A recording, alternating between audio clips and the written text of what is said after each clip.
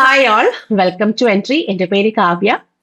നമുക്ക് ഇപ്പോൾ വന്നിരിക്കുന്ന റെയിൽവേയുടെ നോട്ടിഫിക്കേഷൻ ആണ് RRB NTPC അണ്ടർ ഗ്രാജുവേറ്റ് ലെവലിന്റെ നോട്ടിഫിക്കേഷൻ.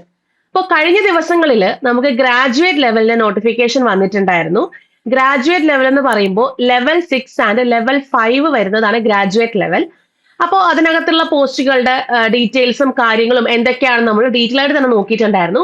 നമുക്കിതാ ഇന്നലെ വന്നിട്ടുള്ള നോട്ടിഫിക്കേഷൻ ആണ് അണ്ടർ ഗ്രാജുവേറ്റ് ലെവൽ നോട്ടിഫിക്കേഷൻ. അത് ലെവൽ 3 ആൻഡ് ലെവൽ പോസ്റ്റിലേക്കുള്ള റിക്രൂട്ട്മെന്റ് ആണ് under graduate level notification through നടത്തുന്നത്. അപ്പോൾ നമുക്കിതിന്റെ ബാക്കി ഫുൾ ഡീറ്റെയിൽസിലേക്ക് നമുക്ക് പോവാം. ആദ്യം നമ്മൾ ഏറ്റവും ഇമ്പോർട്ടന്റ് ആയിട്ട് നോക്കുന്ന ഇമ്പോർട്ടന്റ് ഡീറ്റെയിൽസ് ആണ്. ഓർഗനൈസേഷൻ നമുക്ക് എല്ലാവർക്കും അറിയാവുന്നത് തന്നെയാണ്, റെയിൽവേ റിക്രൂട്ട്മെന്റ് ബോർഡിന്റെ അണ്ടറിൽ വരുന്നതാണ് ഈ പറയുന്ന NTPC under graduate level recruitment. Next advertisement number വന്നിട്ട് ZEN07-2025 ആണ് നമുക്ക് ഇവിടെ അഡ്വർടൈസ്മെന്റ് നമ്പർ വരിക. ഇനി എക്സാം നെയിം ഏതാന്ന് ചോദിച്ചാൽ നമ്മുടെ അണ്ടർ ഗ്രാജുവേറ്റ് ലെവൽ ആണ് എക്സാം നെയിം വരുന്നത്. ഓക്കെ, ആപ്ലിക്കേഷൻ സ്റ്റാർട്ട് ചെയ്യുന്നത് October 28, അതായത് ഇന്ന് സ്റ്റാർട്ട് ചെയ്യുന്നുണ്ട്. ക്ലോസിംഗ് ഡേറ്റ് വരുന്നത് November 27 ആണ്. രാത്രി 11:59 വരെ നിങ്ങൾക്ക് ആപ്ലിക്കേഷൻ കൊടുക്കാവുന്നതാണ്. അതായത് നെക്സ്റ്റ് മന്ത് 27.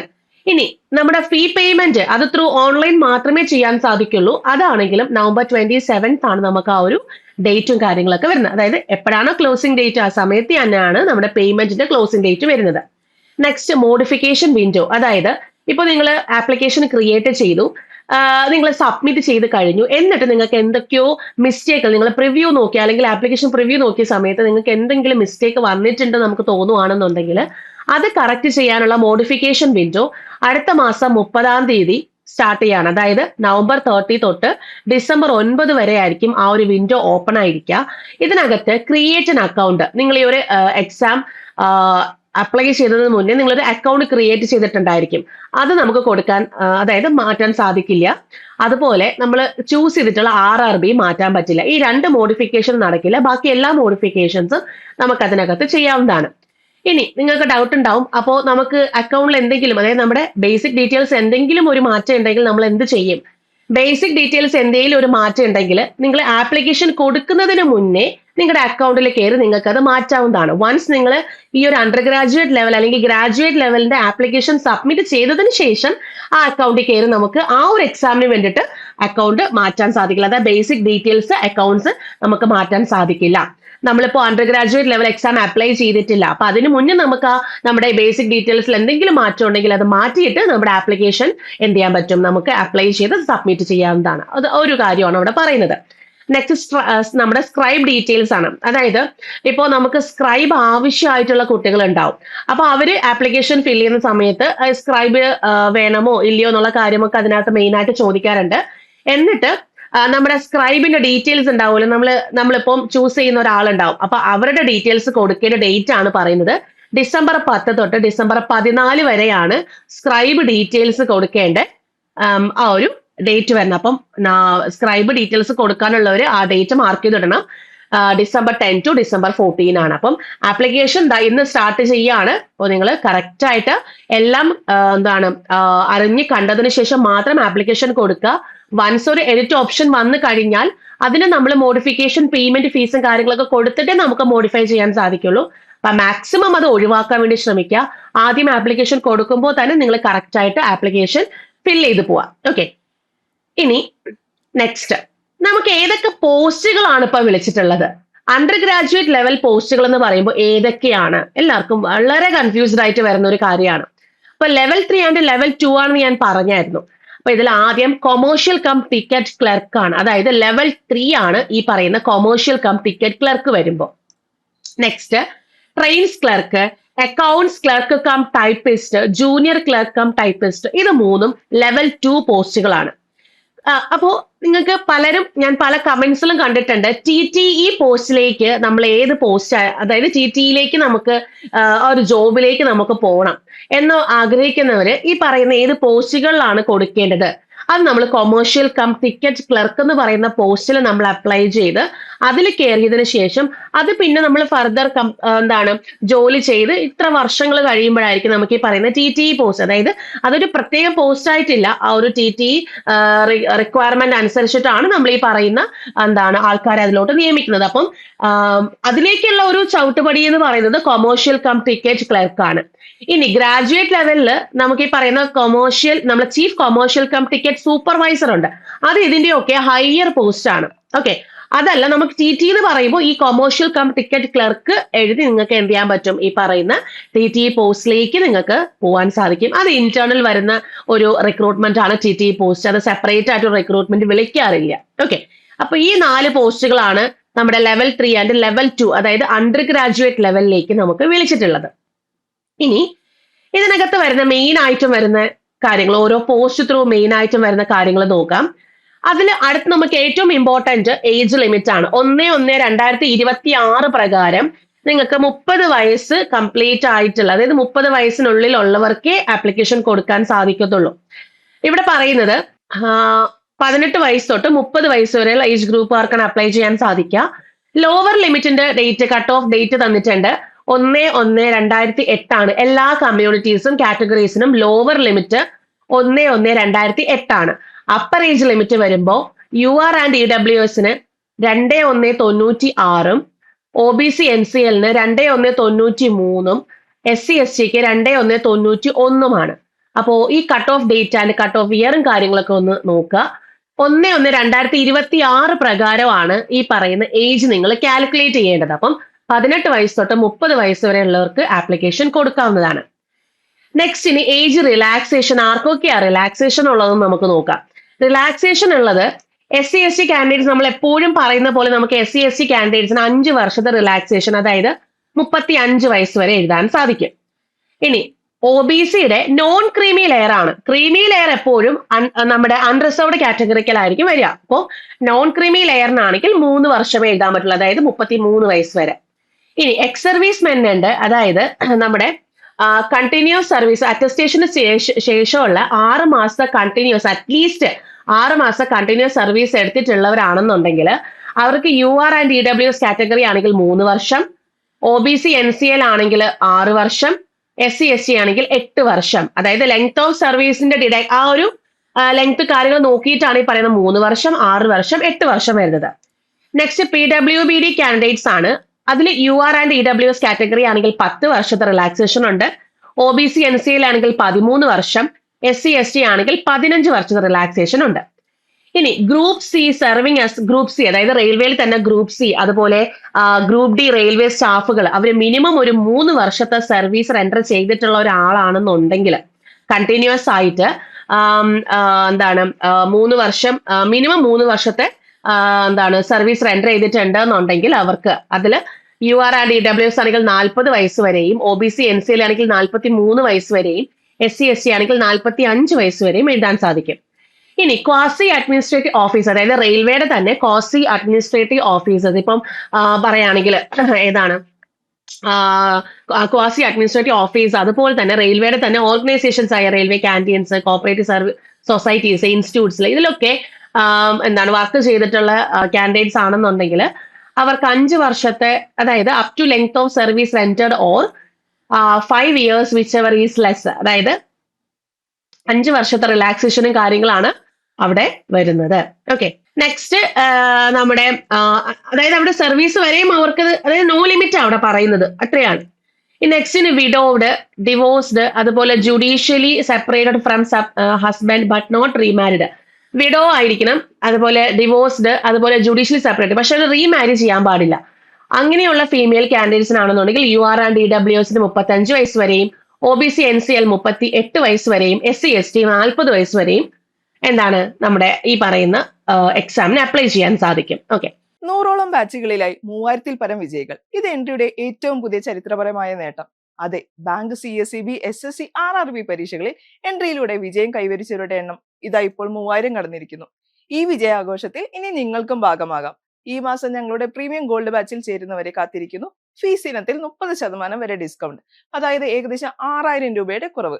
സോ ഈ ഗോൾഡൻ ഓപ്പർച്യൂണിറ്റി ഒരിക്കലും മിസ്സാക്കണ്ട. join our gold batch today. Next ഇനി നമ്മുടെ ക്വാളിഫിക്കേഷൻ ആണ്. ഓരോ പോസ്റ്റ് വൈസ് പാരാമീറ്റർ അനുസരിച്ചാണ് ഞാൻ അവിടെ ആ പറയുന്ന ക്വാളിഫിക്കേഷൻ പറഞ്ഞിട്ടുള്ളത്. First commercial cum ticket clerk ആണ്, അത് ലെവൽ 3 ആണ്. അതിൽ നമുക്കിപ്പോ ഇതിൽ ഏതെടുത്താലും +2 തന്നെയാണ് മിനിമം ക്വാളിഫിക്കേഷൻ പറഞ്ഞിട്ടുള്ളത്. അതായത് 50% മാർക്കിന് കുറയാതെ അഗ്രിഗേറ്റ് ഉണ്ടായിരിക്കണം എന്നുള്ള കാര്യം പറയുന്നുണ്ട്. ഇനി SC/ST പേഴ്സൺ വിത്ത് അതായത് ബെഞ്ച്മാർക്ക് ഡിസബിലിറ്റി, എക്സ് സർവീസ് മെന്, അതുപോലെ തന്നെ ഇവരൊക്കെ ആണെങ്കിൽ 50% മാർക്ക് വേണം എന്നുള്ള ഒരു ഇത് പറഞ്ഞിട്ടില്ല. നമ്മൾ ജയിക്കണം, അതായത് +2 ക്വാളിഫിക്കേഷൻ ഉണ്ടായിരിക്കണം എന്നുള്ള ഒരു കാര്യം മാത്രമേ പറയുന്നുള്ളൂ. ഓക്കെ, അപ്പോ +2 ക്വാളിഫിക്കേഷൻ ആണ് എല്ലാ പോസ്റ്റുകൾക്കും വരിക. ഇനി ഇത് ലെവൽ 3 ആണെന്ന് ഞാൻ പറഞ്ഞു. നമ്മുടെ പേ ലെവൽ, അതായത് പേ എന്ന് പറയുന്നത് ബേസിക് പേയ്മെന്റ് എന്ന് പറയുന്നത് കൊമേഴ്ഷ്യൽ കം ടിക്കറ്റ് ക്ലർക്കിനാണെങ്കിൽ 21,700 ആണ്. നമ്മുടെ മെഡിക്കൽ സ്റ്റാൻഡേർഡ് B2 ആണ്.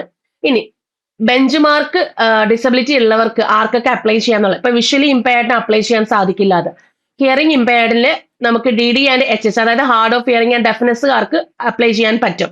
ലോക്കോമോട്ടീവ് ഡിസബിലിറ്റി ഉള്ളവർക്ക്, ഇത്രയും കാറ്റഗറീസിലുള്ളവർക്ക് അപ്ലൈ ചെയ്യാൻ സാധിക്കും. അതായത് OA, OL, MW, LC, DW. അപ്പൊ നോക്കുക നിങ്ങൾ, ഇത്രയും LD കാറ്റഗറിയിലുള്ളവർക്ക് അപ്ലൈ ചെയ്യാൻ സാധിക്കും. OD കാറ്റഗറിയിലുള്ളവർക്ക് അപ്ലൈ ചെയ്യാൻ പറ്റില്ല. MD കാറ്റഗറിയിലുള്ളവർക്ക് അപ്ലൈ ചെയ്യാൻ സാധിക്കും. അക്കൗണ്ട്സ് ക്ലർക്കം ടൈപ്പിസ്റ്റ് ലെവൽ 2 ആണ്. 19,900 ആണ് അവിടുത്തെ ബേസിക് പേയ്മെന്റ് വരുന്നത്. C2 ആണ് മെഡിക്കൽ സ്റ്റാൻഡേർഡ്. അവിടെ ആണെങ്കിൽ വിഷ്വലി ഇമ്പയർഡിൽ ഈ ഒരു കാറ്റഗറിക്ക് എന്താണ് ലോ വിഷൻ ഉള്ളവർക്ക് അപ്ലൈ ചെയ്യാൻ സാധിക്കും. ഹിയറിംഗ് ഇമ്പയർഡിൽ ഹാർഡ് ഓഫ് ഹിയറിംഗ് ആണെങ്കിൽ അപ്ലൈ ചെയ്യാം. അതുപോലെ ഡെഫ്നെസ് ഉള്ളവർക്കും അപ്ലൈ ചെയ്യാൻ സാധിക്കും. LDക്ക് ആണെങ്കിൽ ഇത്രയും കാറ്റഗറി അപ്ലൈ ചെയ്യാം. OD പറ്റില്ല, MD പറ്റും. നെക്സ്റ്റ് ജൂനിയർ ക്ലർക്കം ടൈപ്പിസ്റ്റ് എന്ന് പറയുമ്പോൾ ലെവൽ 2 ആണ്. 19,900 ആണ്. C2 ആണ് മെഡിക്കൽ സ്റ്റാൻഡേർഡ്. അവിടെ വരുമ്പോൾ വിഷ്വലി ഇമ്പയർഡ്, ബ്ലൈൻഡ്നെസ്സും അതുപോലെ ലോ വിഷൻ ഉള്ളവർക്കും അപ്ലൈ ചെയ്യാൻ സാധിക്കും. നെക്സ്റ്റ് ഹിയറിംഗ് ഇമ്പയർഡ് ആണെങ്കിൽ deafness and hardness of hearing apply ചെയ്യാൻ സാധിക്കും. LD ആണെങ്കിൽ ഈ പറയുന്ന ഇത്രയും കാറ്റഗറി, അതുപോലെ OD പറ്റില്ല, അതുപോലെ MD അപ്ലൈ ചെയ്യാൻ സാധിക്കും. ട്രെയിൻസ് ക്ലർക്ക് നമ്മുടെ ലെവൽ 2 ആണ്. 19,900 ആണ്. A3 കാറ്റഗറിയാണ്. അവർക്ക് വിഷ്വലി ഇമ്പയർഡ് ഉള്ളവർക്ക് അപ്ലൈ ചെയ്യാൻ പറ്റില്ല. ഹാർഡ്നെസ് ഓഫ് ഹിയറിംഗ് ഉള്ളവർ മാത്രമാണ് ഹിയറിംഗ് ഇമ്പയർഡിൽ അപ്ലൈ ചെയ്യാൻ സാധിക്കുക. അതുപോലെ LD ലോക്കോമോട്ടീവ് ഡിസബിലിറ്റി ആണെന്നുണ്ടെങ്കിൽ ഇത്രയും കാറ്റഗറി. OD ആണെങ്കിൽ അപ്ലൈ ചെയ്യാൻ പറ്റില്ല. MD ആണെങ്കിൽ അപ്ലൈ ചെയ്യാൻ പറ്റും. അപ്പൊ ഇതാണ് ആ ഒരു പോസ്റ്റ് വൈസ് പാരാമീറ്റേഴ്സിൽ ആർക്കൊക്കെയാണ് PWBD കാൻഡിഡേറ്റ്സിൽ ആർക്കൊക്കെ അപ്ലൈ ചെയ്യാമെന്നുള്ള ഡീറ്റെയിൽസ്. പിന്നെ അതുപോലെ ബേസിക് പേയ്മെന്റ് എത്രയാണെന്ന് പറഞ്ഞിട്ടുണ്ട്. മിനിമം എഡ്യൂക്കേഷൻ ക്വാളിഫിക്കേഷൻ പറയുന്നുണ്ട്. അപ്പം +2 പാസ്സായവർക്ക്, അതും 50% മേലെ മാർക്ക് ഉള്ളവർക്ക്, UR കാറ്റഗറിയിലുള്ളവർക്ക് അപ്ലൈ ചെയ്യാം. SC/ST, PWBD കാൻഡിഡേറ്റ്സ്, അതുപോലെ എക്സ് സർവീസ് മെൻ ഒക്കെ ആണെന്നുണ്ടെങ്കിൽ ജസ്റ്റ് അവർ ഒരു ക്വാളിഫിക്കേഷൻ മീറ്റ് ചെയ്യണം എന്നുള്ളതേ ഉള്ളൂ. +2 ക്വാളിഫിക്കേഷൻ ഉണ്ടായിരിക്കണം എന്നുള്ള കാര്യമേ അവിടെ പറയുന്നുള്ളൂ. ഓക്കെ, അപ്പൊ ഇത്രയാണ് ഇതിനകത്ത് വരുന്നത്. ഇനി ഇതിനകത്ത് മെയിൻ ആയിട്ടും ഇപ്പൊ ഞാൻ കൊമേഴ്ഷ്യൽ കം ടിക്കറ്റ് ക്ലർക്കിന്റെ മിനിമം ക്വാളിഫിക്കേഷൻ ആണ്. അപ്പൊ അക്കൗണ്ട്സ് ക്ലർക്കം ടൈപ്പിസ്റ്റ് ആയാലും ജൂനിയർ ക്ലർക്കം ടൈപ്പിസ്റ്റ് ആയാലും ട്രെയിൻസ് ക്ലർക്കാരും ഈ സെയിം ക്വാളിഫിക്കേഷൻ തന്നെയാണ്. അക്കൗണ്ട്സിനും അതുപോലെ തന്നെ ജൂനിയർ ക്ലർക്കം ടൈപ്പിസ്റ്റ്, അത് ടൈപ്പിസ്റ്റ് പോസ്റ്റ് ആണ്. അതുകൊണ്ട് അവിടെ ഒരു കാര്യം കൂടെ പറയുന്നുണ്ട്, ടൈപ്പിംഗ് എഫിഷ്യൻസി വേണം. Hindi or English on computer is essential ആണ്. അത് 2 കാര്യങ്ങൾ 2 പോസ്റ്റുകൾക്കും ഇമ്പോർട്ടന്റ് ആണ്.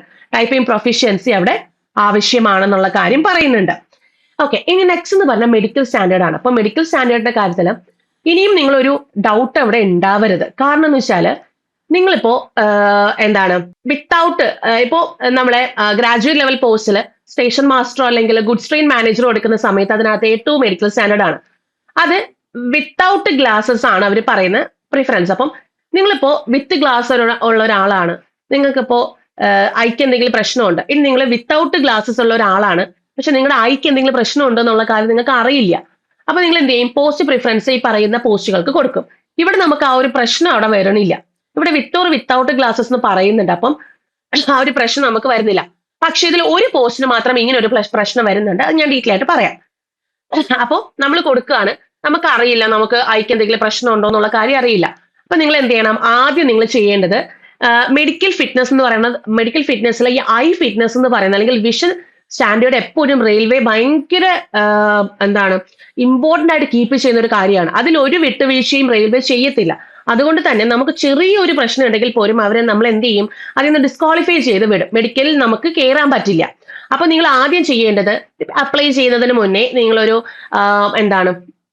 ഐ ടെസ്റ്റ് ചെയ്ത് നോക്കുക. നിങ്ങൾക്ക് എന്ത് സ്റ്റാൻഡേർഡ് ആണെന്നുള്ളത് നിങ്ങളത് ഉറപ്പ് വരുത്തണം. നിങ്ങൾ B2 ആണോ, C2 ആണോ, A3 ആണോ, A2 ആണോ, A1 ആണോ, ഇതിൽ ഏത് സ്റ്റാൻഡേർഡ് ഉള്ള ഒരു കുട്ടിയാണെന്നുള്ളത് നിങ്ങൾ ഉറപ്പ് വരുത്തിയിട്ട് അതിന്റെ പോസ്റ്റുകൾക്ക് മാത്രം നിങ്ങൾ അപ്ലൈ ചെയ്യുക. നിങ്ങളിപ്പോ നിങ്ങൾക്കിപ്പോ ഭയങ്കര ഇഷ്ടമാണ് എന്താണ് നമ്മുടെ സ്റ്റേഷൻ മാസ്റ്റർ കൊടുക്കാൻ, പക്ഷേ നിങ്ങൾ വിഷ്വലി എന്ത് ചെയ്യുന്നില്ല, സ്റ്റാൻഡേർഡ് മീറ്റ് ചെയ്യുന്നില്ല. അങ്ങനെ ഒരു കുട്ടിക്ക് ഇപ്പൊ പക്ഷെ ഭയങ്കര ഇഷ്ടമാണ്. അപ്പൊ നിങ്ങൾ എന്ത് ചെയ്യും, ഈ വക കാര്യങ്ങൾ അറിഞ്ഞില്ല എന്നുണ്ടെങ്കിൽ നിങ്ങൾ ആദ്യം പോസ്റ്റ് പ്രിഫറൻസ് സ്റ്റേഷൻ മാസ്റ്റർ കൊടുക്കും. അപ്പൊ സ്റ്റേഷൻ മാസ്റ്റർ നിങ്ങൾ കഷ്ടപ്പെട്ട് പഠിച്ച് CBT1 CBT2 എഴുതി CBAT പരീക്ഷയ്ക്ക് പോകുന്ന സമയത്ത് സ്റ്റേഷൻ മാസ്റ്റർ സമയത്ത് നമുക്കത് അറിയാൻ പറ്റും. കാരണം നമുക്ക് CBAT എന്ന് പറയുന്ന ഒരു പരീക്ഷ അതിന്റെ ഇടയിലുണ്ട്. ആ CBAT പരീക്ഷയ്ക്ക് നമുക്ക് ഈ പറയുന്ന സ്റ്റാൻഡേർഡിന് ഒരു ഡോക്ടർ സർട്ടിഫൈ ചെയ്തൊരു സർട്ടിഫിക്കറ്റ് നമ്മൾ കൊടുത്താൽ CBAT പരീക്ഷയ്ക്ക് നമുക്ക് എന്താണ് എഴുതാൻ പറ്റുള്ളൂ. പക്ഷെ ഗുഡ് സ്ട്രീം മാനേജറിന് ഈ സംഭവം ഇല്ല. CBT2 കഴിഞ്ഞാൽ നേരെ പോകുന്നത് മെഡിക്കലിലോട്ടാണ്. അപ്പോൾ നിങ്ങൾക്ക് ഈ ഒരു സംഭവം അറിയില്ല എന്നാൽ നിങ്ങൾ ഗുഡ് സ്ട്രീം മാനേജറിന്റെ മെഡിക്കലിലോട്ട് പോവാണ്. അപ്പൊ നിങ്ങൾക്ക് അവിടെ എന്തെങ്കിലും ഒരു ചെറിയ ഒരു കേസിൽ നിങ്ങൾ എന്ത് ചെയ്യാണ്, ഫിറ്റ്നസ്സിൽ നിങ്ങൾ അങ്ങ് എന്ത് ചെയ്യാണ്, ഡിസ്ക്വാളിഫൈ ചെയ്യാണ്. അങ്ങനെ ചെയ്ത് കഴിയുമ്പോൾ നിങ്ങൾ വിചാരിക്കും ഞാൻ ഗുഡ് സ്ട്രെയിൻ മാനേജറിന് ശേഷം എനിക്ക് ബാക്കിയുള്ള സ്റ്റാൻഡേർഡ് മീറ്റ് ചെയ്യാന്നുള്ളതല്ലേ വെച്ചിട്ടുള്ളത്. പക്ഷെ ഒരിക്കലും അങ്ങനെ ഒരു പ്രിഫറൻസ് അവർ എടുക്കാൻ സാധ്യതയില്ല. കാരണം നമ്മുടെ നമ്മുടെ നോട്ടിഫിക്കേഷനകത്ത് അവർ പ്രത്യേകം പറയുന്നുണ്ട്, മെഡിക്കൽ സ്റ്റാൻഡേർഡ് കറക്റ്റ് ആയിട്ട് നോക്കിയിട്ട് വേണം കൊടുക്കാൻ. അത് നിങ്ങൾ മീറ്റ് ചെയ്യുന്നില്ല എന്നുണ്ടെങ്കിൽ ഒരിക്കലും താഴെയുള്ള പോസ്റ്റ് പ്രിഫറൻസ് അവർ കണക്കാക്കില്ല എന്നുള്ള കാര്യം വളരെ വ്യക്തമായിട്ട് തന്നെ നോട്ടിഫിക്കേഷനിൽ പറയുന്നുണ്ട്. അതുകൊണ്ട് അത് വളരെ ശ്രദ്ധിച്ചു തന്നെ നിങ്ങൾ മെഡിക്കൽ സ്റ്റാൻഡേർഡ് കീപ്പ് ചെയ്തിട്ടുള്ള പോസ്റ്റുകൾക്ക് മാത്രം നിങ്ങൾ അപ്ലൈ ചെയ്യുക. അവിടെ നമ്മൾ കഷ്ടപ്പെട്ട് പഠിച്ച് CBT2 പരീക്ഷയും നമ്മൾ കഷ്ടപ്പെട്ട് പഠിച്ച് പാസ്സായതിനു ശേഷം മെഡിക്കൽ ഫിറ്റ്നസ്സിൽ നമ്മൾ ഔട്ട് ആവുക എന്ന് പറയുന്നത് ഭയങ്കര ബുദ്ധിമുട്ടുള്ള ഒരു കാര്യമാണ് അവിടെ വരിക. അപ്പം നിങ്ങൾക്ക് അറിയാവുന്നുള്ള നിങ്ങൾ മീറ്റ് ചെയ്യുന്ന മെഡിക്കൽ സ്റ്റാൻഡേർഡ് മാത്രം നിങ്ങൾ എന്താണ് പോസ്റ്റ് പ്രിഫറൻസ് കൊടുക്കുക. ഇപ്പൊ ഇതിൽ നോക്കുകയാണെങ്കിൽ നമുക്ക് പോസ്റ്റ് വൈസ് നോക്കുകയാണെങ്കിൽ ട്രെയിൻസ് ക്ലർക്ക് ഉണ്ട്. ഈ ട്രെയിൻസ് ക്ലർക്ക് എന്ന് പറയുന്നത് A3 മെഡിക്കൽ സ്റ്റാൻഡേർഡിനകത്ത് വരുന്നതാണ്. ട്രെയിൻസ് ക്ലർക്ക് ഞാൻ നേരത്തെ പറഞ്ഞു, മെഡിക്കൽ സ്റ്റാൻഡേർഡ് ഞാൻ അവിടെ എഴുതിയിട്ടുണ്ടായിരുന്നു, കണ്ടോ. ട്രെയിൻസ് ക്ലർക്ക് എന്ന് പറഞ്ഞാൽ A3 മെഡിക്കൽ സ്റ്റാൻഡേർഡ് ആണ്, കണ്ടോ. A3 മെഡിക്കൽ സ്റ്റാൻഡേർഡ് എന്താണ്, 6/9 6/9 വിത്ത് ഓർ വിത്തൗട്ട് ഗ്ലാസസ് ആണ്. With or without glasses 6/9 6/9. അപ്പോൾ വിത്ത് ഗ്ലാസസ് നിങ്ങൾ 6/9 6/9 മീറ്റ് ചെയ്തിരിക്കണം. വിത്തൗട്ട് ഗ്ലാസസും നിങ്ങൾക്ക് 6/9 6/9 മീറ്റ് ചെയ്തിരിക്കണം എന്നുള്ള കാര്യം പറയുന്നുണ്ട്. അപ്പം നിങ്ങളിപ്പോ വിത്തൗട്ട് ഗ്ലാസസ് ഓക്കെ അവർ പറയുന്നുണ്ട്. ഇപ്പൊ കണ്ണട വച്ചാലും പ്രശ്നമില്ല. പക്ഷെ വച്ചിരിക്കുമ്പോൾ നിങ്ങൾ ഒരിക്കലും ഈ താഴെ പറയുന്ന സ്റ്റാൻഡേർഡുകൾ, അതായത് 6/9 6/12, അതായത് കണ്ണട വച്ചാലും നിങ്ങൾക്ക് 6/9 6/12 കിട്ടുന്നുള്ളൂ എന്നുണ്ടെങ്കിൽ ആ കുട്ടികൾ ഒരിക്കലും ട്രെയിൻസ് ക്ലർക്ക് കൊടുക്കരുത്. 6/9 6/9 തന്നെ നിങ്ങൾ വിത്ത് വെച്ചിട്ട് നിങ്ങളത് ട്രെയിൻസ് ക്ലർക്കിന് അപ്ലൈ ചെയ്യാം. ഓക്കെ. അപ്പോൾ വിത്ത് ഓർ വിത്തൗട്ട് ഗ്ലാസസ് ഇതിൽ നമുക്ക് ലിമിറ്റേഷൻ വരുന്നത് സ്റ്റേഷൻ മാസ്റ്ററും ഗുഡ് സ്ട്രെയിൻ മാനേജർ എന്ന് പറഞ്ഞ ഗ്രാജുവേറ്റ് ലെവൽ പോസ്റ്റുകൾക്ക് മാത്രമാണ്. അവിടെ നമുക്ക് വിത്തൗട്ട് ഗ്ലാസസ് എന്ന് പെർഫെക്റ്റ്ലി പറയുന്നുണ്ട്. അതുകൊണ്ട് അത് ആ സ്റ്റാൻഡേർഡ് മീറ്റ് ചെയ്യുന്നവർ മാത്രം അത് കൊടുത്താൽ മതിയാവും കേട്ടോ. അപ്പൊ ട്രെയിൻസ് ക്ലർക്ക് നിങ്ങൾക്ക് വയ്ക്കാം, പോസ്റ്റ് പ്രിഫറൻസിൽ ഫസ്റ്റ് കൊടുക്കാം. പക്ഷേ വിത്തൗട്ട് ഗ്ലാസ് നിങ്ങൾക്ക് 6/9 6/9 വേണം. അതുപോലെ തന്നെ പവർ ഓഫ് ലെൻസ്, നിങ്ങൾ വെച്ചിരിക്കുന്ന കണ്ണാടിയുടെ ആ ലെൻസ് എന്ന് പറയുന്നത് 2Dക്ക് എക്സീഡ് ചെയ്യാൻ പാടില്ല എന്നുള്ളൊരു കാര്യവും അവിടെ പറയുന്നുണ്ട്. ഇനി നെക്സ്റ്റ് എന്ന് പറയുന്നത് 0.6 ആണ് നിയർ വിഷൻ പറയുന്നത്. അത് കൂടാതെ തന്നെ colour vision, binocular vision, night vision, myopic vision ഇതൊക്കെ നിങ്ങൾ പാസ്സാവുകയും വേണം A3 മെഡിക്കൽ സ്റ്റാൻഡേർഡ് എടുക്കുന്നവർ. ഇനി B2 ആണെങ്കിൽ 6/9 6/12 വിത്ത് ഓർ വിത്തൗട്ട് ഗ്ലാസ് ആണ് നിങ്ങൾക്ക് ചൂസ് ചെയ്യാൻ കേട്ടോ. കണ്ണിന് ചെറിയൊരു കാഴ്ചയുടെ പ്രശ്നം ഉണ്ടെങ്കിലും പ്രശ്നമില്ല. കാരണം B2 എന്ന് പറയുന്ന മെഡിക്കൽ സ്റ്റാൻഡേർഡ് വരുന്നത് നമുക്ക് ഈ പറയുന്ന കൊമേഴ്ഷ്യൽ ടിക്കറ്റ് ക്ലർക്കാണ്, ക്ലർക്ക് വൈസ് ആണ്. അത് ക്ലോസ് റീഡിങ്ങിൽ വരുന്ന ഒരു സംഭവമാണ്. അതുകൊണ്ട് അത് വളരെ ബുദ്ധിമുട്ട് വരുന്ന ഒരു സംഭവമല്ല. അവിടെ നമുക്ക് 4Dയുടെ പവർ ഓഫ് ലെൻസ് എക്സീഡ് ചെയ്യാൻ പാടില്ല എന്ന് പറയുന്നുണ്ട്. അതുപോലെ ഞാൻ പറഞ്ഞത് റീഡിംഗ് ഓർ ക്ലോസ് വർക്ക് ആണ്. അതുകൊണ്ട് തന്നെ നിങ്ങൾ ഫീൽഡ് ഓഫ് വിഷൻ അല്ലെങ്കിൽ ബൈനോക്കുലർ വിഷൻ ഒക്കെ നിങ്ങൾ പാസ് ആയിട്ടുണ്ടായിരിക്കണം. അതെല്ലാം നമ്മൾ മെഡിക്കൽ സ്റ്റാൻഡേർഡിൽ അവർ മെഡിക്കൽ പോകുന്ന സമയത്ത് അവർ അതെല്ലാം ചെക്ക് ചെയ്യുന്നതായിരിക്കും. ഇനി C2 ഉണ്ട്. C2 നിങ്ങൾക്ക് കണ്ണടച്ച് നിങ്ങൾക്ക് എന്ത് ചെയ്യാൻ പറ്റും, അപ്ലൈ ചെയ്യാൻ. കാരണം എന്താ, C2 എന്ന് പറയുന്നത് രണ്ടും ടൈപ്പിസ്റ്റ് പോസ്റ്റുകൾക്കാണ് C2 വരുന്നത്. അപ്പൊ ഇത് ഡിസ്റ്റന്റ് വിഷൻ നമുക്ക് ഈ പറയുന്നത് 6/12 അല്ലെങ്കിൽ നില്ലാണ് വിത്ത് ഓർ വിത്തൗട്ട് ക്ലാസ്. അപ്പൊ നിങ്ങൾക്ക് അത് അപ്ലൈ ചെയ്യാൻ ഒരു പ്രശ്നമില്ലാത്തതാണ്. അവിടെ റീഡിംഗ് ഓർ ക്ലോസ് വർക്ക് ആണ് വരുന്നത്. ബാക്കി അതിന്റെ ടെസ്റ്റും കാര്യങ്ങളൊക്കെ ഉണ്ടായിരിക്കും. അപ്പൊ ഇങ്ങനെയാണ് മെഡിക്കൽ സ്റ്റാൻഡേർഡ് വരിക. അപ്പൊ മെഡിക്കൽ സ്റ്റാൻഡേർഡ് അനുസരിച്ചിട്ട് നിങ്ങൾ ഏത് മെഡിക്കൽ സ്റ്റാൻഡേർഡ് അണ്ടറിൽ വരുന്നോ അത് മാത്രം നിങ്ങൾ കൊടുക്കാൻ വേണ്ടിയിട്ട് ശ്രമിക്കാം. ഓക്കെ, ഇതാണ്. അപ്പൊ ഈ മെഡിക്കൽ സ്റ്റാൻഡേർഡിൽ നിങ്ങൾക്ക് ഡൗട്ട് ഉണ്ടാവില്ല എന്ന് തോന്നുന്നു. എന്തെങ്കിലും ഡൗട്ട്സ് ഉണ്ടെങ്കിൽ നിങ്ങൾക്ക് താഴെ കമന്റ് സെക്ഷനിൽ ചോദിക്കാവുന്നതാണ് കേട്ടോ. ഇനി നമ്മുടെ സെലക്ഷൻ പ്രോസസ് നമുക്ക് നോക്കാം. എങ്ങനെയാണോ നമ്മുടെ NTPC ഗ്രാജുവേറ്റ് ലെവലിന്റെ സെലക്ഷൻ പ്രോസസ് വന്നത് അതുപോലെ തന്നെയാണ് അണ്ടർ ഗ്രാജുവേറ്റ് ലെവലിന്റെ സെലക്ഷൻ പ്രോസസ്സും വരിക. ഇവിടെ 2 എക്സാംസ് ആണ്, CBT1 CBT2. നമ്മുടെ ഒബ്ജക്റ്റീവ് ടെസ്റ്റ് വരുന്നത് 2 CBT1 CBT2 ആണ്. എക്സാം ഡ്യൂറേഷൻ 90 മിനിറ്റ് ആണ്. Total mark 100 മാർക്കിനാണ്. ജനറൽ അവയർനെസ് ഉണ്ട്, അതുപോലെ മാത്സ് ഉണ്ട്, ജനറൽ ഇന്റലിജൻസ് ഉണ്ട്. അവയർനെസ് 40 മാർക്കിനും ബാക്കി 30 മാർക്ക് വീതം വെച്ചിട്ടാണ് വരുന്നത്. അങ്ങനെ ടോട്ടൽ 100 മാർക്ക് 90 മിനിറ്റ് ആണ് അവിടെ CBT1 വരുന്നത്. നെക്സ്റ്റ് CBT2 വരുമ്പം ഈ സെയിം തന്നെയാണ്, അതിൽ അഡീഷണൽ സബ്ജക്ട് ഒന്നും അവിടെ ആഡ് ചെയ്യുന്നില്ല. സെയിം സബ്ജക്റ്റുകൾ തന്നെയാണ്, സെയിം ഡ്യൂറേഷൻ, അതായത് 90 മിനിറ്റിൽ 120 മാർക്കിനാണ് ചോദിക്കുന്നത്. 50 മാർക്ക് അവയർനെസ്സും ബാക്കി 35 മാർക്ക് മാത്സിനും ഇന്റലിജൻസിനുമാണ് വരുന്നത്. അപ്പം നിങ്ങൾക്ക് ഒറ്റ പ്രിപ്പറേഷൻ കൊണ്ട് CBT1 ആൻഡ് CBT2 നിങ്ങൾക്ക് ക്രാക്ക് ചെയ്യാൻ സാധിക്കും. CBT2 നിങ്ങൾ കുറച്ചും കൂടി ഒന്ന് അഡ്വാൻസ് ലെവൽ, ഇത്രയും വലിയ അഡ്വാൻസ് ലെവൽ ഇല്ലെങ്കിലും കുറച്ചൊരു മോഡറേറ്റ് ലെവലുള്ള ചോദ്യങ്ങളൊക്കെ നിങ്ങൾ ചെയ്ത് പഠിക്കേണ്ടതായിട്ട് വരും. അത്രേ വരുന്നുള്ളൂ. ഒരു അഡീഷണൽ ഇഫേർട്ടും കൂടെ ഇടണം. നിങ്ങൾ പഠിക്കുന്ന സെയിം സബ്ജക്റ്റിൽ ഒരു അഡീഷണൽ ഇഫേർട്ട് ഇടുക എന്നുള്ളതാണ് നമുക്ക് അതിനകത്ത് മെയിൻ ആയിട്ട് വരിക. കണ്ടോ, CBT1 ആൻഡ് 2 വരുമ്പോൾ അവിടുത്തെ സിലബസ് നോക്കിയാൽ തന്നെ സെയിം സിലബസ് ആണ്. ഇപ്പൊ മാത്സിലാണെങ്കിൽ number system, decimals, fractions, LCM, HCF, ratio proportions, അതുപോലെ percentage, mensuration, time and distance, time and work, simple and compound interest, അതുപോലെ profit and loss, elementary algebra, geometry and trigonometry, elementary statistics etcetera എന്ന് പറയുന്നുണ്ട്. അപ്പം CBT1 and CBT2 same തന്നെയാണ്. അപ്പൊ ഇതിൽ നിങ്ങൾ basic തൊട്ട് മോഡറേറ്റ് ലെവൽ വരെ വരുന്നത് നിങ്ങൾ പഠിക്കുക. ഓക്കെ, ഒറ്റ തവണത്തെ പ്രിപ്പറേഷൻ മതി. രണ്ടും നമുക്ക് പാസ്സാവാൻ വേണ്ടിയിട്ട് കണ്ടിന്യൂസ് ആയിട്ട് പഠിച്ചുകൊണ്ടിരിക്കുക എന്നുള്ള കാര്യം മാത്രമേ അവിടെ വരുന്നുള്ളൂ. ചെയ്തുകൊണ്ടിരിക്കുക എന്നുള്ള കാര്യം മാത്രമേ അവിടെ വരുന്നുള്ളൂ. ഇന്റലിജൻസ് ആൻഡ് റീസണിങ് ആണെങ്കിൽ നോക്കിക്കേ, അനലോഗി, അതുപോലെ alphabet series, coding, decoding, blood relation, അതുപോലെ distance and direction, alpha numeric series, inequalities, അങ്ങനെ വരുന്ന പസിൽസ്, സീറ്റിംഗ് അറേഞ്ച്മെന്റ്, അങ്ങനെ ഡേറ്റ സഫിഷ്യൻസി, അങ്ങനെ വരുന്ന ഒട്ടനവധി നമ്മൾ എന്താണോ നമുക്ക് അറിയാവുന്നുള്ളത്, അതായത് നമ്മൾ സാധാ ഒരു കോമ്പറ്റീവ് എക്സാമിന് എന്തൊക്കെയാണോ അത് തന്നെയാണ് ഇന്റലിജൻസ് ആൻഡ് റീസണിങ്ങിനകത്ത് വരുന്നത്. നെക്സ്റ്റ് അവയർനെസ് നോക്കുമ്പോഴും സെയിം തന്നെയാണ്. ഏറ്റവും ഇമ്പോർട്ടന്റ് കറണ്ട് അഫയർ ആണ്. അത് ഒരു പാസ്റ്റ് 6 മന്ത്സിന്റെ കറണ്ട് അഫയേഴ്സ് നോക്കുക. കറണ്ട് അഫയർ അല്ലെങ്കിൽ 1 ഇയർ അടുപ്പിച്ച് വരുന്ന കറണ്ട് അഫയർ നോക്കുക. അത് നാഷണൽ ആൻഡ് ഇന്റർനാഷണൽ ഇവന്റ്സ് ആണ് മെയിൻ ആയിട്ടും സെൻട്രൽ ഗവൺമെന്റ് എക്സാംസ് ചോദിക്കുന്നത്. പിന്നെ വരുന്നത് നമ്മുടെ ഹിസ്റ്ററി, ജോഗ്രഫി, പൊളിറ്റി, നമ്മൾ എന്താണോ പഠിക്കുന്നത്. ഇപ്പൊ SSCക്ക് നമ്മൾ പ്രിപ്പയർ ചെയ്യുന്ന ഒരു കുട്ടിയാണെങ്കിൽ എന്താണ് പഠിക്കുന്നത്, ആ സെയിം സാധനം. അതിന് വേറെ പ്രത്യേകിച്ച് ഒന്നും അതിനകത്ത് അഡീഷണൽ ആയിട്ട് വരുന്നില്ല.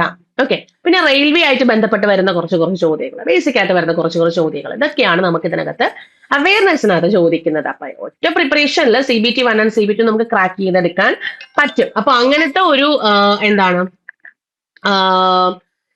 അതായത് അങ്ങനെ ഒരു സിലബസും കാര്യങ്ങളൊക്കെയാണ് നമുക്ക് ഇവിടെ ഇതിനകത്ത് വന്നിട്ടുള്ളത്. ഇനി നെക്സ്റ്റ് നോക്കുക. നെക്സ്റ്റ് നമുക്ക് എന്താണ് ഇവിടെ CBTST. എന്താണ് CBTST എന്ന് പറയുന്നത്? CBTST എന്ന് പറയുമ്പോൾ computer based typing skill test ആണ്. ഇതിൽ ഏതൊക്കെയാണ് നമുക്ക് ഈ പറഞ്ഞ ടൈപ്പിംഗ് ടെസ്റ്റ് വരുന്നത്? കൊമേഴ്ഷ്യൽ കം ടിക്കറ്റ് ക്ലർക്ക് ആണെങ്കിൽ ലെവൽ 3 ആണ്. CBT1 ആൻഡ് CBT2 കോമൺ ആണ്, രണ്ട് പോസ്റ്റുകൾക്കും. അവിടെ നമുക്ക് സ്കിൽ ടെസ്റ്റ് ഇല്ല. അപ്പൊ നിങ്ങൾക്ക് കറക്റ്റ് CBT2 കഴിഞ്ഞാൽ നേരെ പോവാം മെഡിക്കലിലോട്ട്. അക്കൗണ്ട്സ് ക്ലർക്ക് കം ടൈപ്പിസ്റ്റിനും ജൂനിയർ ക്ലർക്ക് കം ടൈപ്പിസ്റ്റിനുമാണ് computer based typing skill test വരുന്നത്. ബാക്കി ട്രെയിൻസ് ക്ലർക്കിനും കൊമേഴ്ഷ്യൽ കം ടിക്കറ്റ് ക്ലർക്കിനും നമുക്കവിടെ സ്കിൽ ടെസ്റ്റ് ഇല്ല, ഡയറക്ട്ലി മെഡിക്കലിലോട്ടാണ് പോകുന്നത്.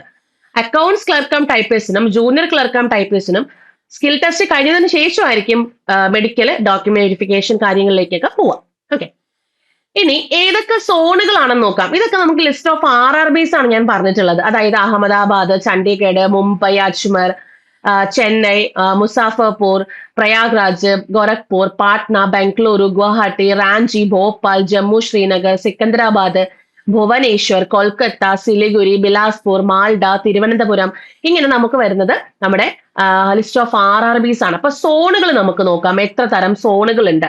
ഇത്രയും തരം സോണുകളാണ് വരുന്നത്. അപ്പോ ഒത്തിരി കുട്ടികളുടെ ഒരു ഡൗട്ടാണ്, നമ്മൾ ട്രിവാൻഡ്രത്ത് വെച്ച് കഴിഞ്ഞാൽ, ട്രിവാൻഡ്രത്ത് നമ്മൾ എന്താണ് RRB കൊടുത്തു കഴിഞ്ഞാൽ നമുക്ക് ട്രിവാൻഡ്രത്ത് തന്നെ, അതായത് കേരളത്തിനകത്ത് തന്നെ നമുക്ക് കിട്ടുമോ? നമുക്ക് ട്രിവാൻഡ്രം എന്ന് പറയുന്നത് നമ്മുടെ സദേൺ റെയിൽവേയുടെ ഡിവിഷനിൽ വരുന്നതാണ്, ആ സോണിൽ വരുന്നതാണ്. അപ്പോൾ സദേൺ റെയിൽവേ ഡിവിഷനിൽ വരുന്ന എവിടെ വേണേലും നമുക്ക് പോസ്റ്റിംഗ് വരാം. അതിപ്പോ നിങ്ങൾ ചെന്നൈ RRB എഴുതിയിട്ടുണ്ടായിരുന്നാലും നമ്മുടെ ട്രിവാൻഡ്രം RRB ആണ് നിങ്ങൾ വെക്കുന്നെങ്കിലും നിങ്ങൾക്ക് ആ സോണ്, ഏത് സോണാണോ വരുന്നത് ആ സോണിൽ അണ്ടറിലുള്ള ഏത് ഡിവിഷനിൽ, ആ പറയുന്ന ഏത് ഡിവിഷൻസിൽ വേണം നമുക്ക് ഫസ്റ്റ് അപ്പോയിന്റ്മെന്റ് വരാം. പിന്നെ നമുക്ക് കുറെ ഒരു 5-10 വർഷം കഴിയുമ്പോൾ നമ്മുടെ നേറ്റീവ് ഏത് RRB ആണോ നമ്മൾ ചൂസ് ചെയ്തത് ആ RRBയിലേക്ക് നമുക്ക് വരാൻ വേണ്ടിയിട്ട് സാധിക്കും. 5-10 വർഷമൊന്നും എടുക്കില്ല, ഒരു 5 വർഷത്തിനുള്ളിൽ വെച്ച് നമുക്ക് വരാൻ വേണ്ടി സാധിക്കും.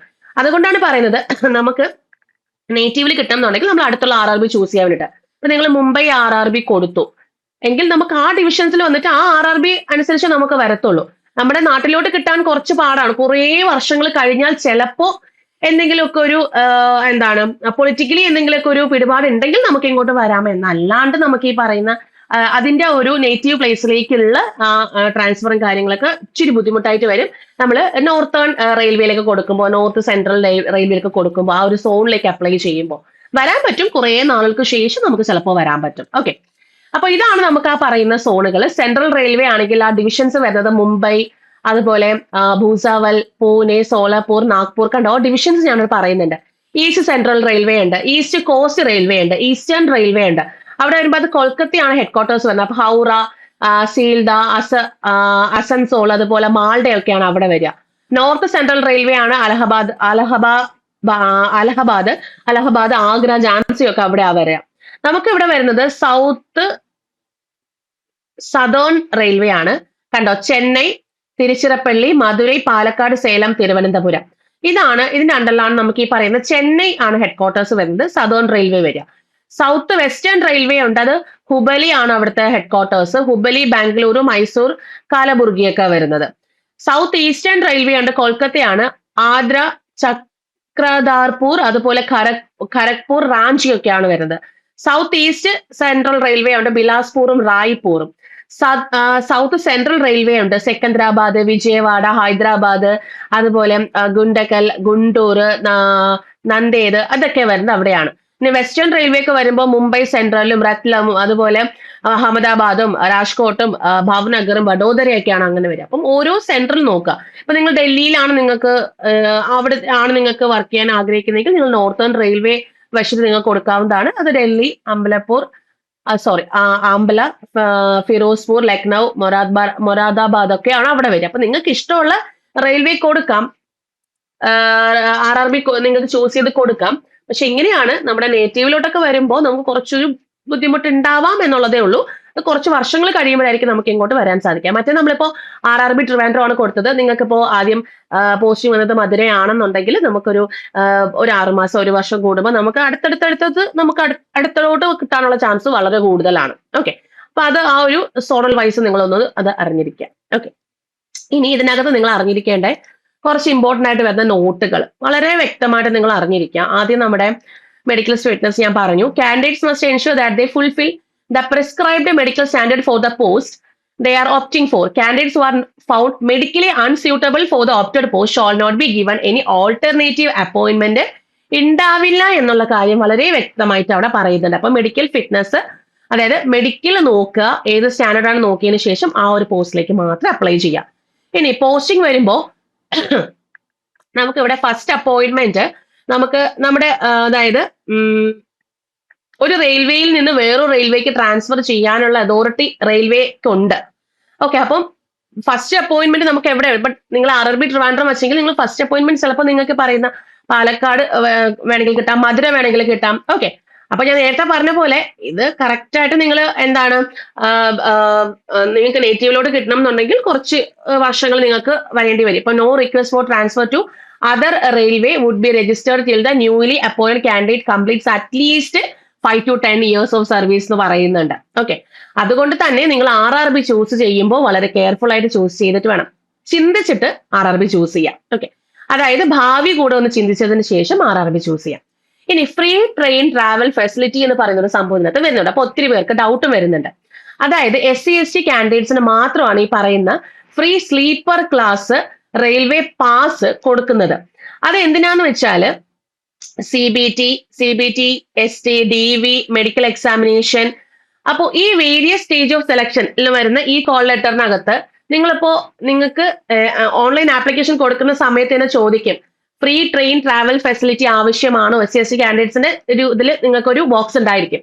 S കൊടുത്തു കഴിഞ്ഞാൽ നിങ്ങൾക്ക് ഈ പറയുന്ന എക്സാംസ് എഴുതാനുള്ള ആ ഒരു ട്രെയിൻ ഫെസിലിറ്റി, നിങ്ങൾക്ക് ട്രാവൽ ഫെസിലിറ്റി നിങ്ങൾക്ക് റെയിൽവേ തരുന്നതായിരിക്കും. Okay, any misuse of this free travel facility shall lead to rejection of candidature ആണ് at any stage of selection process including debarment or debarment from future examination. ഒരു കാര്യം കൂടെ അറിയാം. അപ്പൊ ഇതാണ് ഏറ്റവും മെയിൻ ആയിട്ട് നിങ്ങൾ അറിഞ്ഞിരിക്കേണ്ട കുറച്ച് കാര്യങ്ങൾ. ഇനി സാലറി വൈസ് നോക്കുവാണെങ്കിൽ നമുക്ക് 21,700 ആണ് to 19, അതായത് ലെവൽ 3ക്ക് 21,700 നമുക്ക് ലെവൽ 2 വരുമ്പോഴത്തേക്കും 19,900 ആണ് ബേസിക് പേയ്മെന്റ് വരിക. അത് കൂടാണ്ട് നമുക്കിപ്പോ അലവൻസ് വരുന്നത് DA, അതായത് DNS allowance, house rent allowance, നമ്മുടെ travel allowance, night duty allowance, special allowance, over time allowance, അങ്ങനെ ഒത്തിരി ഒത്തിരി ഒത്തിരി അലവൻസുകൾ നമ്മളെ ഓരോ പോസ്റ്റ് അനുസരിച്ച് നമുക്ക് വരുന്നുണ്ട്. അപ്പൊ ഈ അലവൻസ് എല്ലാം കൂടി ചേർന്ന് നമ്മുടെ കയ്യിൽ ഒരു നല്ലൊരു എമൗണ്ടിലായിരിക്കും നമ്മുടെ ഫസ്റ്റ്, അതായത് നമ്മുടെ നെറ്റ് പേയബിൾ എമൗണ്ട് നമുക്ക് കിട്ടുന്നത്. ഓക്കെ, കൂടാതെ ഡിഡക്ഷനും കാര്യങ്ങളൊക്കെ ഉണ്ടാവും. അത് കഴിഞ്ഞിട്ട് നമുക്ക് ഈ പറയുന്ന ഒരു നല്ലൊരു എമൗണ്ട് നമുക്ക് അവിടെ കീപ്പ് ചെയ്യാൻ പറ്റും. നമ്മുടെ കയ്യിലൊരു ബേസിക് അല്ല, നമ്മുടെ നെറ്റ് പേയബിൾ എമൗണ്ട് ആയിട്ട്. അത് കൂടാണ്ട് മെഡിക്കൽ ഇതുണ്ട്, അതായത് നിങ്ങളുടെ കുടുംബത്തിനും നിങ്ങൾക്കും മെഡിക്കൽ കാര്യങ്ങൾ റീഇംബേഴ്സ്മെന്റ് ആയിട്ടോ അങ്ങനെ എന്തെങ്കിലും നിങ്ങൾക്ക് മെഡിക്കൽ കാര്യങ്ങൾ നിങ്ങൾക്ക് അവിടെ വരുന്നുണ്ട്, ഇൻഷുറൻസ് കാര്യങ്ങളൊക്കെ വരുന്നുണ്ട്. അതുപോലെ കുഞ്ഞുങ്ങളുടെ കാര്യത്തിൽ ഇപ്പൊ എഡ്യൂക്കേഷന് വേണ്ടിയിട്ടുള്ള ഇത്ര എമൗണ്ട് റെയിൽവേ തരുന്നുണ്ട്. അങ്ങനെയുള്ള അഡീഷണൽ എമൗണ്ടും കാര്യങ്ങളും കൂടി റെയിൽവേ പ്രൊവൈഡ് ചെയ്യുന്നുണ്ട്. അപ്പം ഒരുവിധം നല്ല രീതിയിൽ തന്നെ നിങ്ങൾക്ക് ഏൺ ചെയ്യാൻ പറ്റുന്ന ഒരു പോസ്റ്റ് കൂടിയാണ് ഈ പറയുന്നത്. ഇതെല്ലാം നമുക്ക് ഒരു അസിസ്റ്റന്റ് ലെവൽ വരുന്ന പോസ്റ്റുകളാണ് അല്ലേ. അപ്പൊ ധൈര്യമായിട്ട് നിങ്ങൾക്ക് ഇത് എന്താണ് ചൂസ് ചെയ്യാവുന്നതാണ്. ഓക്കെ, ഇനി നെക്സ്റ്റ് നമ്മുടെ ഫീസിന്റെ കാര്യമാണ് പറയുന്നത്. ഫീസ് വരുമ്പോഴേക്കും നോക്കിക്കേ, ഇവിടെ UR കാറ്റഗറിയിലുള്ള എല്ലാവർക്കും 500 രൂപയാണ് ഫീസ് വരുന്നത്. ഇതില് 400 രൂപ നിങ്ങൾ ആദ്യത്തെ പരീക്ഷ CBT 1 പരീക്ഷ എഴുതിയ കുട്ടികൾക്ക് 400 രൂപ ഡിഡക്റ്റ് ആവും, 100 രൂപ ഫീസ് ഇനത്തിലെടുക്കും. ഇനി ബാക്കി SC ST PWBD, ex servicemen, female, transgender, minorities or economically backward classes EBC-കാർക്ക് ഇത്രയും പേർക്ക് 250 രൂപയാണ് ഫീസ് വരുന്നത്. അപ്പൊ നിങ്ങളും CBT 1 പരീക്ഷ എഴുതിയിട്ടുണ്ടെന്നുണ്ടെങ്കിൽ നിങ്ങൾക്ക് എന്ത് ചെയ്യാൻ പറ്റും, അത് റീഫണ്ട് 250 രൂപ നിങ്ങൾക്ക് റീഫണ്ട് ആയിട്ട് കിട്ടുന്നതായിരിക്കും. ഓക്കെ, CBT 1 പരീക്ഷ എഴുതിയാലേ കിട്ടുള്ളൂ, റീഫണ്ട് എമൗണ്ട് കിട്ടുള്ളൂ, ഇല്ലെങ്കിൽ അത് കിട്ടത്തില്ല. ഓക്കെ, അപ്പൊ നിങ്ങൾ എല്ലാവരും CBT 1 പരീക്ഷ എഴുതണം, പഠിച്ചെഴുതുക. ഓക്കെ, അപ്പൊ ഇത്രയും കാര്യങ്ങളാണ് നമ്മുടെ അണ്ടർ ഗ്രാജുവേറ്റ് ലെവലിന്റെ അണ്ടറിൽ വരുന്നത്. അപ്പൊ സോൺ വൈസ് നിങ്ങൾ സെലക്ട് ചെയ്യുമ്പോഴോ അതുപോലെ പോസ്റ്റ് പ്രിഫറൻസ് കൊടുക്കുമ്പോഴും മെഡിക്കൽ സ്റ്റാൻഡേർഡും, ഈ 3 കാര്യങ്ങളാണ് വളരെ വ്യക്തമായിട്ട് നിങ്ങൾ അറിഞ്ഞിരിക്കേണ്ടത്. വളരെ വ്യക്തമായിട്ട് നിങ്ങൾ അത് ചൂസ് ചെയ്തിട്ട് കറക്റ്റ് ആയിട്ട് നിങ്ങൾ അപ്ലൈ ചെയ്യേണ്ടത്. അപ്പൊ ഇത്രയാണ് നമുക്ക് മെയിൻ ആയിട്ട് വരുന്ന കാര്യങ്ങൾ. ഓക്കെ, ഇതിൽ നമുക്ക് ടോട്ടൽ വേക്കൻസി നമ്മുടെ RRB NTPC അണ്ടർ ഗ്രാജുവേറ്റ് ലെവലിന്റെ ടോട്ടൽ വേക്കൻസി എന്ന് പറയുന്നത് 3058 വേക്കൻസീസ് ആണ്. ഓക്കെ, അപ്പൊ നമുക്ക് കഴിഞ്ഞ വർഷം 5000+ വേക്കൻസി ഉണ്ടായിരുന്നു. അപ്പം അതൊന്നും നിങ്ങൾ നോക്കേണ്ട കാര്യമേ ഇല്ല. കാരണം എന്താന്ന് വെച്ചാൽ നമുക്ക് എപ്പോ വേണമെങ്കിലും വേക്കൻസി ഇൻക്രീസ് ചെയ്യാനുള്ള സാധ്യതയുണ്ട്. ഇതൊക്കെ നമുക്ക് ഓരോ ഡേറ്റ അവർക്ക് കിട്ടുന്നതിനനുസരിച്ചിട്ടാണ്. ഇനി എന്തെങ്കിലും ഒരു ഇതൊക്കെ ഉണ്ടെന്നുണ്ടെങ്കിൽ ഡേറ്റ അനുസരിച്ചാണ് നമുക്ക് എന്ത് കിട്ടുന്നത്, ഈ പറയുന്ന വേക്കൻസി കാര്യങ്ങൾ അതായത് ഇൻക്രീസ് ചെയ്ത് വരുന്നത്. അപ്പം നമുക്ക് വേക്കൻസി ഇനിയും കൂടാൻ ചാൻസ് ഉണ്ട്. അപ്പൊ അതുകൊണ്ട് അതിന്റെ കാര്യത്തിലൊന്നും നിങ്ങൾ പേടിക്കേണ്ട. അപ്പൊ നമുക്ക് ടോട്ടൽ ട്രിവാൻഡ്രം RRBക്ക് ആണെങ്കിൽ ടോട്ടൽ വേക്കൻസി വരുന്നത് 86 വേക്കൻസിയാണ്. അപ്പം കുറച്ച് RRB ഞാൻ പറഞ്ഞുതരാം.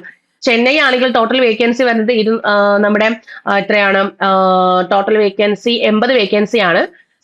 സെക്കന്ദരാബാദ് വരുമ്പോൾ 272 വേക്കൻസീസ് ആണ്. ബാംഗ്ലൂർ വരുമ്പോൾ 54 വേക്കൻസിയാണ് ടോട്ടൽ വരുന്നത്. അപ്പൊ ഇതിൽ ഓരോ പോസ്റ്റുകളുണ്ട്. ഇപ്പൊ ട്രിവാൻഡ്രം RRB ആണെങ്കിൽ അതിൽ നമുക്ക് കൊമേഴ്ഷ്യൽ ട്രെയിൻസ് ക്ലർക്കും അതുപോലെ തന്നെ ബാക്കി എല്ലാ പോസ്റ്റുകളും നമുക്ക് അതിനകത്ത് ഉണ്ട്. ഓക്കെ, ട്രെയിൻസ് ക്ലർക്കും അതുപോലെ കൊമേഴ്ഷ്യൽ കം ടിക്കറ്റ് ക്ലർക്ക് നമുക്ക് 2 പോസ്റ്റുകളാണ് RRB നമ്മുടെ ട്രിവാൻഡ്രം ഉള്ളത്.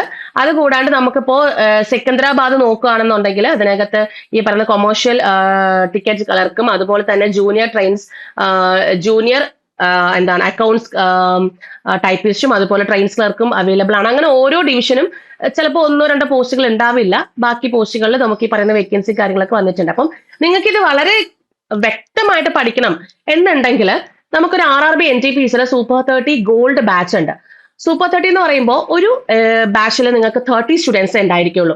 അപ്പോൾ ഒരു ഇൻഡിവിജ്വൽ അറ്റൻഷനോട് കൂടി കറക്റ്റ് ആയിട്ട് എക്സാം ക്രാക്ക് ചെയ്ത് പോകുന്ന രീതിക്കുള്ള ഒരു സ്റ്റഡിയാണ് നമ്മൾ ഇതിനകത്ത് പ്രൊവൈഡ് ചെയ്യുന്നത്. ഇപ്പൊ ലൈവ് ക്ലാസ്സുകളായിരുന്നാലും അതുപോലെ റെക്കോർഡ് ക്ലാസ്സുകളായിരുന്നാലും മോക്ക് ടെസ്റ്റുകളായിരുന്നാലും ഒക്കെ പ്രൊവൈഡ് ചെയ്യുന്ന ഒരു ഫുൾ ബാച്ച് ആണ് നമ്മളിവിടെ ക്രിയേറ്റ് ചെയ്തിട്ടുള്ളത്. അപ്പം ഇനി ഒരിക്കലും നിങ്ങൾ താമസിക്കരുത് എന്നാണ് എനിക്ക് പറയാനുള്ളത്. ഇപ്പോൾ നോട്ടിഫിക്കേഷൻ 2 വന്നിട്ടുണ്ട്.